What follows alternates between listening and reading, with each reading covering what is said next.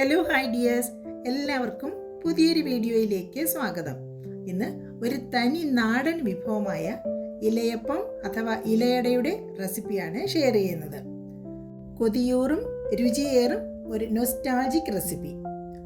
എപ്പോൾ വേണേലും കഴിക്കാവുന്ന ഒരു തനത് പലഹാരം എങ്ങനെ തയ്യാറാക്കുന്നു എന്ന് നമുക്ക് പെട്ടെന്ന് നോക്കാം. അതിനായിട്ട് 2 കപ്പ് ശർക്കര എടുത്തിട്ടുണ്ട്. അപ്പോൾ അതിൽ കുറച്ച് വെള്ളം ഒഴിച്ച് ഒന്ന് ഉരുക്കിയെടുക്കാം. ഉരുക്കുമ്പോൾ അത് അലിഞ്ഞ് അതിലഴുക്കെല്ലാം മാറിക്കിട്ടും. നന്നായി ഒന്ന് തിളച്ച് വരട്ടെ. ഇനി അതിനെ അഴുക്കെല്ലാം മാറ്റി ഒരു പാനിലേക്ക് അരിച്ചൊഴിക്കാം.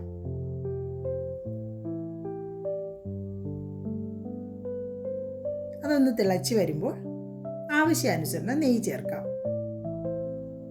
ഇവിടെ ഞാൻ 2 സ്പൂൺ നെയ്യ് ചേർക്കുന്നുണ്ട്. അവരവരുടെ ആവശ്യത്തിനനുസരിച്ച് നെയ്യ് ചേർക്കാം. നെയ്യും ശർക്കരയുമായിട്ട് നല്ലൊരു ഫ്ലേവറാണ് വരുന്നത്. ഇനി അതിലേക്ക് ഒരു തേങ്ങ ചിരകിയത് കൂടി ചേർക്കുന്നു.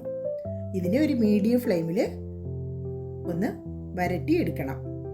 അപ്പോൾ ഇലയപ്പം തയ്യാറാക്കുമ്പോൾ ശർക്കര ചീകിയിട്ട് തേങ്ങയുമായിട്ട് മിക്സ് ചെയ്ത് ഫില്ല് ചെയ്ത് തയ്യാറാക്കാവുന്നതാണ്. എളുപ്പത്തിൽ തയ്യാറാക്കാം, അതും രുചികരം തന്നെയാണ്. പക്ഷേ ഇങ്ങനെ ശർക്കര തേങ്ങയും ഒന്ന് വിളയിച്ചെടുക്കുമ്പോൾ അതിൻ്റെ രുചി ഒന്നുകൂടി മുന്നിട്ട് നിൽക്കും. അപ്പോൾ ഇതിൻ്റെ വെള്ളമൊക്കെ വറ്റി ഒരു പാകമാക്കി എടുത്തിട്ടുണ്ട്. അതൊന്ന് മാറ്റി വയ്ക്കാം. ഇനി മാവ് തയ്യാറാക്കാം. 2 കപ്പ് വറുത്ത അരിപ്പൊടിയാണ് എടുക്കുന്നത്. അതിലേക്ക് ടേസ്റ്റ് ബാലൻസ് ചെയ്യാൻ അല്പം ഉപ്പും ആവശ്യത്തിന് നെയ്യും. ഇവിടെ ഞാൻ 2 സ്പൂൺ നെയ്യ് ചേർക്കുന്നുണ്ട്. നെയ്യ് ചേർത്ത് അതിന് ജസ്റ്റ് ഒന്ന് ഇളക്കി യോജിപ്പിക്കാം. പിന്നെ കുറേശ്ശെ വെള്ളം ഒഴിച്ച് കുഴച്ചെടുക്കുകയാണ് വേണ്ടത്. നോർമൽ വാട്ടർ തന്നെയാണ് ഉപയോഗിക്കുന്നത്, ചൂടുവെള്ളമൊന്നുമല്ല. അതിന് നന്നായിട്ടൊന്ന് കുഴച്ചെടുക്കണം. ചപ്പാത്തിക്ക് മാവ് കുഴയ്ക്കുന്നത് പോലെ കൂടുതൽ പ്രസ് ചെയ്യേണ്ട ആവശ്യമില്ല. വെള്ളം ഒഴിച്ച് ഒന്ന് സോഫ്റ്റായിട്ട് ഒരു സോഫ്റ്റ് ഡൗ ആയിട്ട് കുഴച്ചെടുത്താൽ മതിയാകും.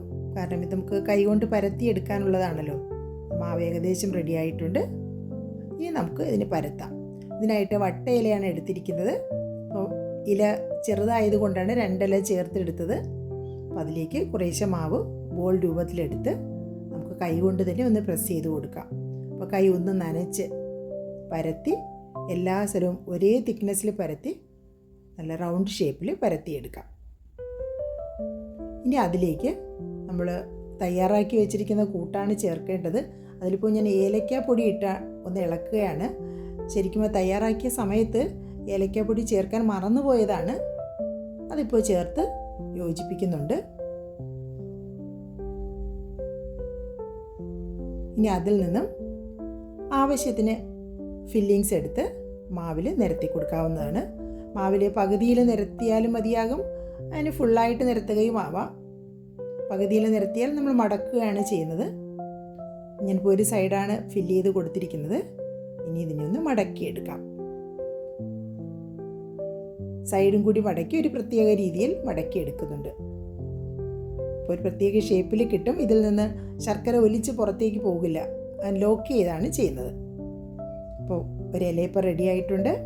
ഇതുപോലെ തന്നെ മാവെല്ലാം പരത്തി ഫില്ലിങ്സൊക്കെ വെച്ച് ഇല കൊണ്ട് മടക്കി റെഡിയാക്കി എടുത്തിട്ടുണ്ട്. അപ്പോൾ എല്ലാം ഒരുമിച്ച് ചെയ്ത് വയ്ക്കുമ്പോൾ പിന്നെ നമുക്ക് ആവിയിൽ വയ്ക്കാൻ എളുപ്പമാകും. അപ്പോൾ ഇതേ സമയം ഒരു ഇഡ്ഡലിത്തട്ട് അടുപ്പത്ത് വെച്ചിട്ടുണ്ട്, ആവി വരുന്നുണ്ട്.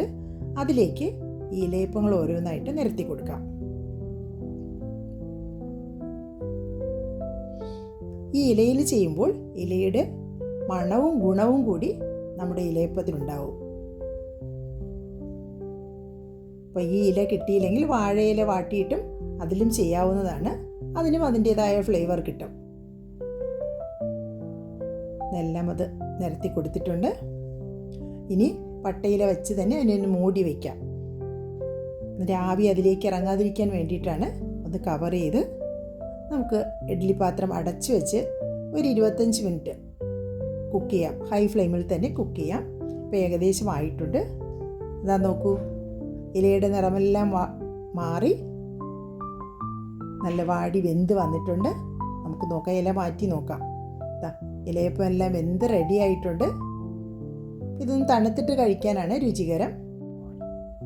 നമുക്ക് നോക്കാം ഇലയപ്പം അതിൻ്റെ ടെക്സ്ചർ എങ്ങനെയുണ്ട് എന്ന് നോക്കാം. ഇന്നൊരു കട്ട ചായക്കൊപ്പമാണ് സെർവ് ചെയ്യുന്നത്.